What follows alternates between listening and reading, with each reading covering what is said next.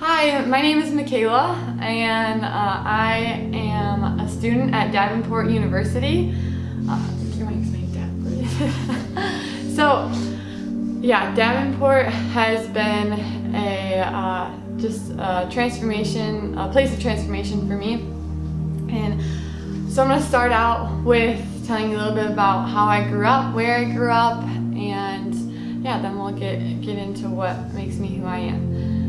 So I grew up in a Christian home where God was definitely talked about, and I grew up with parents that I'm just so blessed with, that have always supported me and loved me, and they really have given me a choice to choose what I believe in and to choose the mistakes that I make, and they did a really good job with that, along with guiding me and still having rules in the house. And so I come from a family of 5, and I have an older brother and a twin sister, and I'm really close with my twin sister and also my brother, but our family has been through a lot of hard times before I even came to college. That's kind of shaped who I am. And so with my brother, I mean, he's gone through just a lot of different attempts with suicide and toxic relationships. And for my sister and I, just watching that growing up is something that was really hard. And we didn't always know what to do when we would see these things, but all we knew is our faith in those times. And when my brother was seemingly demonic and just even turning crosses upside down, through those times, we would just pray and we'd tell him that he's loved and that we love him, and that ultimately helped shape our faith too, and we saw amazing things happen through Walker, my brother. So moving on from there though, high school, or elementary school and middle school actually, with my sister, even though we are close, we are fraternal twins, so we don't look the same. And so people saw that, and even though they knew we were twins, they compared us. I mean, they didn't always tell us straight to our face, but we were treated differently. I was more the less attractive one, I felt anyways, through elementary school and middle school, and more of the guys liked her. So that was always something I compared myself with, and I hung out with the weirder crowd. And so it was a time where I just kept trying to be myself, but I didn't know who I was because I kept comparing myself to my sister. And so bringing that with me into high school, I just found desires and found worth in everything else but God. So I became an athlete and found out that I was good at sports, and that if I worked hard and I had determination and dedication, that I could get somewhere in sports. So I put everything I had into making my name known through volleyball, and I became a leader through that, and it helped me grow so much. And I just learned to love my team, and so then I was on the track team and the softball team, and so all these things, I just kept loading up all the sports because that's what made me feel better and have more worth. And more people knew me, and the more I started to grow, the more guys started to look at me. So I thought that was a good thing. So then I would start to date more and go to more parties and hang out with the older kids, because that's what my sister did. And so I just remember going to parties and just taking whatever drinks I could from anyone that would give me them, and wanting to get to a point of being drunk so that I could not be myself, and so that I could be a more outgoing version of myself that more people liked. And so since people liked that and they thought I was more funny when I was drinking, that's just what I kept doing. And I became more popular. And so Then I started to date. I met this guy in high school, and he was my best friend at first. And we were friends for a while, and then since we all hung out in the same friend group, we decided to start dating. He didn't, we didn't have the same values necessarily. He didn't believe in God. He kind of believed in only himself, and so, but I didn't see that as a problem when you're in high school, because you're in high school and you just want to find that person to be with all the time. So then we dated for a long time. He's 2 years older than me though, so soon enough he went to Michigan State, and that was for a year or so of our relationship. And I just went there all the time to start partying there and drinking there, and not really feeling fulfilled though, just continuing to do it because it was it was just something that I got into the normal routine of, and it just became a habit, and I did love him, and I loved him to the point where he said, since we love each other so much, we should obviously have sex. So I gave myself to him, and it was something that just continued to create guilt in my heart and over me, and I got lost in that, and I didn't know who I was, and I didn't really hold on to my faith at all, because it wasn't really a relationship with God that I had. It was just kind of I knew I believed in God, and I knew that something wasn't right that I was doing, but I just kept doing it anyways. And then it came to a breaking point where I just knew that maybe it was best for us to stop doing those things, and stop having sex, and stop because our values just weren't there. He respected that. I'm so thankful for that, but it just ultimately that just wasn't what I see now. This wasn't what God's plan was for us to continue in this relationship that really wasn't helping either of us grow at some point. And so after that relationship, I was pretty broken afterwards, and I had to break up with him, and I hated hurting someone so much that I loved, but I knew it was best for us. But my foundation was built in, again, those desires of feeling popular and drinking and friends, and the more friends I had. And so then then after that relationship, I was on to the next one. I moved on without even processing what had all happened in the last 3 years. So I was with him for 3 years, and I just kind of moved on, and within a month or two, I started dating a guy that I had a crush on when I was younger, and it soon revealed to me that wasn't right either, and that I wasn't even ready for that, and I couldn't even talk with this person. It's just I wanted to be in a relationship just to be in a relationship, and just longing to be loved in a certain way, and I was chasing it through these different guys that I was with.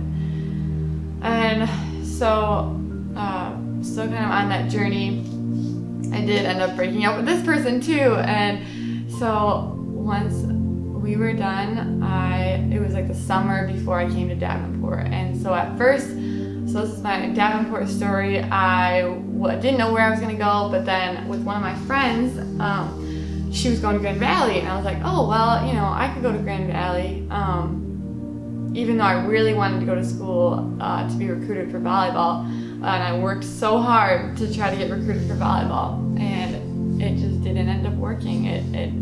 All the opportunities, there wasn't much money in them, and there wasn't much opportunity, so I just finally broke down to not being a college athlete, and so I was going to go to Grand Valley. And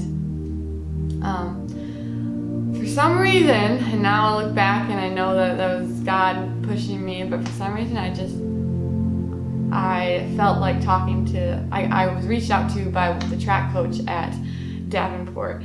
And at first when I talked to him, I was like, oh, okay, I'm not sure. And I really didn't like track in high school, so why would I run it in college? And so then I I just felt the urge to call him back again. And this was probably a month or two before school started. So I already had like my down payment for housing at Grand Valley. I was ready to go to Grand Valley and thought God. So then I talked to Matt, my coach, on the phone, and there was just something that changed my mind. I don't know, it was probably Matt's charm, but it was just like something that pushed me to think twice, and it was really hard because I was going to school and living with one of my best friends, so I had to choose, and I chose, I don't know how I did, but I chose to not do that and to choose Davenport because of the opportunity with track. And I just went for it, and little did I know the ways that God was going to work in the next 4 years of my life at Davenport, which is where I'm at right now. I'm in my last year at Davenport. And so, yes, the summer before, I changed it up and came to Davenport not knowing anyone, and I just went for it. And when I went in, I knew that after my life in high school, I did want to find a Christian community because I'd never been involved in like youth group or anything like that. So I wanted to find that community, not really knowing what a relationship with God looked like or what that community looked like, but I just kind of felt I needed that. So I found InterVarsity, which has been a huge player in my life and a huge part of my life, has helped me in so many ways. And once I got here, I met some people that I needed to meet to get involved in the group, and from there it was, even though I was seeking this community and I was getting involved, and I got involved with leadership, and I was learning about God and all of those things, there was still this other half of my life where I just kept wanting to be wanted by someone and to be loved by someone and to be in a relationship with someone. So I just kept dating, and I just would date all these different guys from random places, some from Davenport, and I would go out on dates with them, and then I don't know, it just wouldn't end up working out, but it was still like that temporary satisfaction of like being with them and kissing them and things like that, and it would be so short, but I just kept chasing it. And so I would do that as I was longing for this love, but little did I know, like, Jesus was there like the whole time, like right there, like with his hand reached out to me, like to just grab it, but I just kept grabbing these other more visible hands. And so then once I got to a point where I was like, no, like I want to focus on you, God. And after like some of the conferences we went to with InterVarsity, it just really opened my eyes to like what God has for me and like what he's offering me. And so I finally was like, no, like I'm going to focus on you. And of course, I meet a guy through InterVarsity within that time of trying to focus on God. And so then I was like, well, thanks God for giving me this guy, because that's what I was looking for, this godly man. So finally I met like a godly man that wanted to be with me and that asked me out in person, because that's like not a thing these days.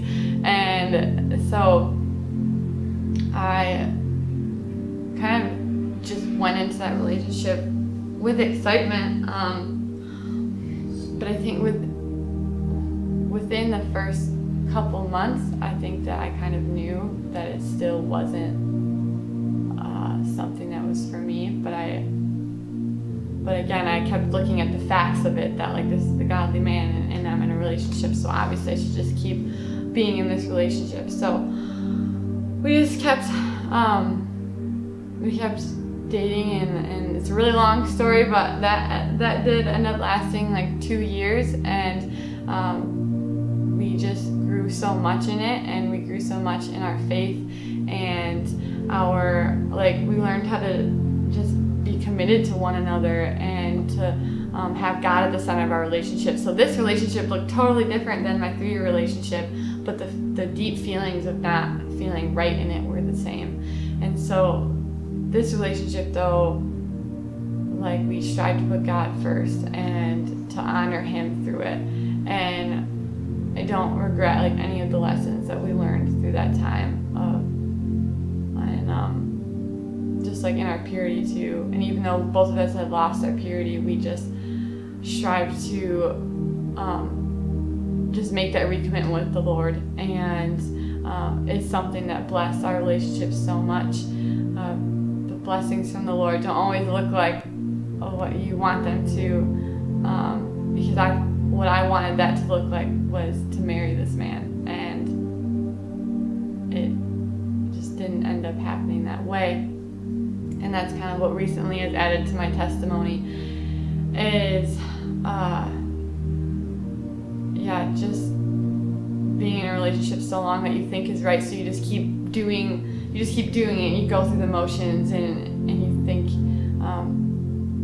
that, like, being comfortable is, like, the goal. And so we just kept working together to just keep pushing through and doing this dance that we were doing for so long. Even though I felt this pull that I know was God just pulling me away from it. We just kept going, and it ended up reaching a breaking point of just knowing that this was not God's plan. And the more you follow God, like, I believe that He speaks in whispers, and the enemy roars. So I felt the whisper for a long time of Him urging me to maybe not continue to be filled by, like, another person, but just to, like, only be filled in Him. And He was always, like, begging to ask me the question, like, am I enough for you, McKayla? And this is from Jesus, like, just asking me, like, am I enough? And I would keep saying yes, like, of course, like, yes, you are enough. But I don't know if I truly believed that, because I was still in a comfortable place of being in a relationship with someone that loved me and I loved him. And so then to the part where my eyes are really opened, and I really have felt closer to God recently more than I ever have before, is in the times of just suffering and hurt and heartache. And so recently, like I said, we finally hit our breaking point, and we ended up deciding that it was probably best for us not to be together, and that even though we love each other so much, we knew there's something better out there for each of us. And it's really hard to admit that, because, like I said, I wanted to marry this person. So, but I think deep down I got this calmness, and I think God does that. He gives us this peace when a decision is made, that He's finally like, yes, like that is like His will, and where you know that it's His will. And so I got peace in my heart in the time where I was panicking the most, and that was undeniably God. And so then through all the heartbreak and the confusion of, well, I thought this was your plan for me, and I'm graduating this year, and what am I gonna do now? He was just holding me, and like, I just felt him asking me to just wait and to be patient and to just let Him fill me and not let other desires fill me. And going back to, like, my foundation when I got out of that first 3-year relationship was not founded in the Lord. It was founded in, again, status and popularity and sports. And so those things are, they aren't inherently terrible things, but when you use them in a way of fulfillment and worthiness, they can be destructive. So in this time of my life, my foundation, I would say, is more of like good soil, where I'm surrounded by people, like through Davenport, I'm surrounded by people that are just like my best friends and that are speaking truth into my life. And just, for instance, like one of my best friends, Mallory, I met her like my freshman year at Davenport in my Panther Prowl group, and I ended up being able to play volleyball because of her. So I was a 2-sport athlete at Davenport my first 2 years and my dream for playing volleyball became real, and because of her and meeting her. And now we've been through so much together, and she actually just went through a really hard breakup this last year, and now she's able to hold me through mine and know that like it's gonna be okay, and be able to tell me that. And so so then this time it's still hard, and it doesn't really make sense all the time to go from being with someone so much to just almost being strangers. And it's a hard time, and it's part of this broken world that we live in. But there's hope, and there's a much greater hope than we could imagine in the times where we're suffering. And in the times where we're suffering, like, I believe, and that's where I've met God, and where I've just allowed him to fill me and read his word and read his truth. And like, those are some of the most amazing times when I'm just like crying and reading his word. And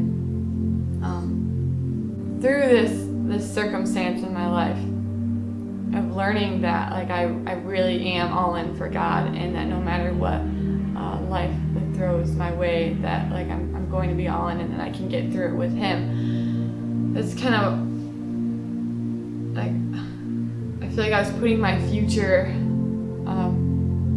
more in just the circumstances, and I wasn't giving it to God's authority. And so now with graduating, I'm a business major, so I have a lot of different options, and I feel like God right now is really allowing me to see all the passions he's given me in my heart.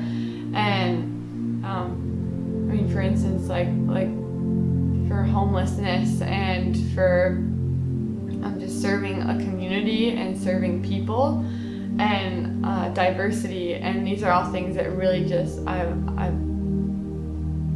just have a soft spot in my heart for, and feel like I can do something about them. And before, I wasn't really thinking about that, what my future was going to look like, because I was comfortable in the relationship dance. And so now it's just this whole new like exciting thing to think about, of whether my wants or desires are fulfilled, like God is going to fill them in the way that he sees fit, and that his will is. And so I'm just really looking forward to, even though I didn't go through all my suffering, like life's going to keep getting harder, or it's going to be good for a while and then get hard again, and I might have to like go through a breakup again. I don't know what's going to happen, but I know now that the foundation I have in the Lord is much greater than any circumstance or any temporary circumstance that we go through on this earth. And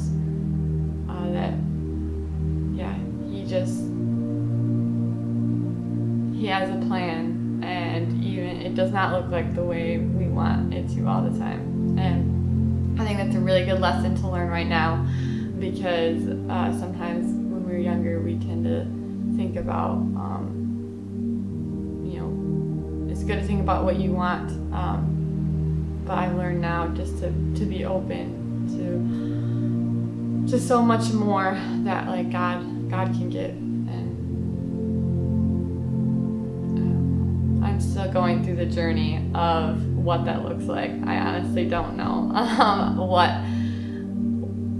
what's going to happen after graduation, but I do know that the people around me are here to support me and love me. And as long as you like have that, and you know that God's there with you,